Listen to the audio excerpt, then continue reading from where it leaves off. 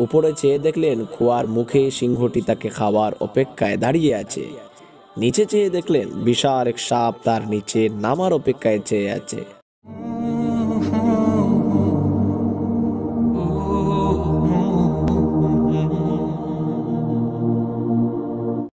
আজকে একটি গল্প শোনাই।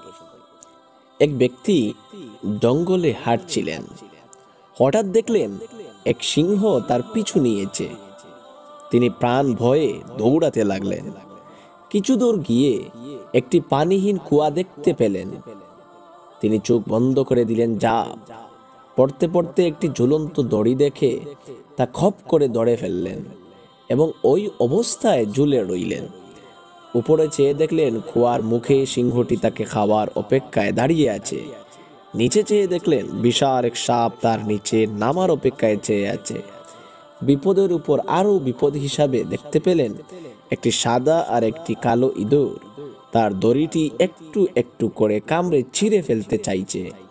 এমন হিমশিম অবস্থায় কি করবেন কিছুই বুঝতে পারছিলেন না।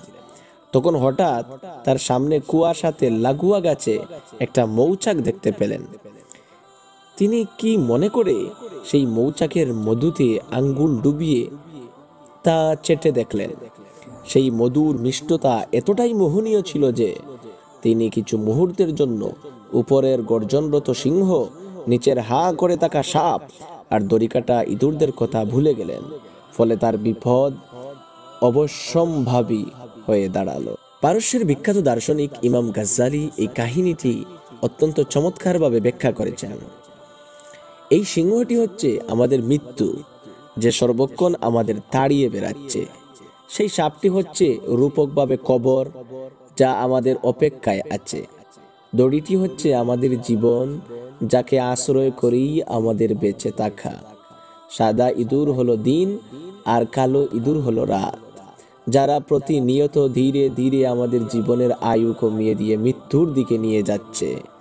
আর সেই মৌচাক হলো দুনিয়া, যার স্বাদ আর মিষ্টতার মুহে পড়ে এই চতুর্মুখী ভয়ানক বিপদের কথা এবং আমাদের জীবন মৃত্যুর আসল উদ্দেশ্যই আমরা ভুলে যাচ্ছি।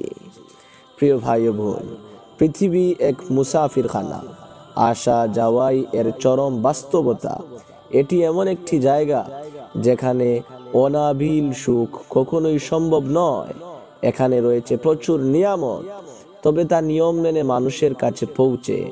আছে স্বাধীনতা, কিন্তু তা লাগাম ছাড়া নয়। রবের দুনিয়ায় একটা নিয়মের মধ্য দিয়ে চলতে হয়, নিজেকে ভাঙ্গা ঘোড়ার মধ্যে রাখতে হয়। অসীম দুনিয়ার জন্য সর্বদা নিজেকে প্রস্তুত করতে হয়।